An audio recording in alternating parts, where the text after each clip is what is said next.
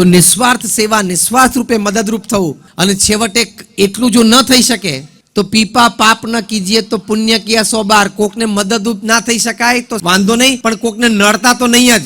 નડવાનું બંધ કરી દઈએ ને કોકને, તોય મોટી સેવા જ છે સમાજની. નિસ્વાર્થ ભાવે કંઈ સેવા કરવાનો પ્રયત્ન કરવો. કોઈ નાની સંસ્થા હોય, સમાજ સેવા સંસ્થા હોય, અધ્યાત્મ સંસ્થા હોય, શૈક્ષણિક સંસ્થા હોય, તબીબી સંસ્થા હોય, જ્યાં પણ આપણને ગમે, જેટલું પણ ગમે, અઠવાડિયે 1 કલાક, મહિનામાં 1 કલાક, પણ કંઈક નાની મોટી સેવામાં આપણે જોડાવું.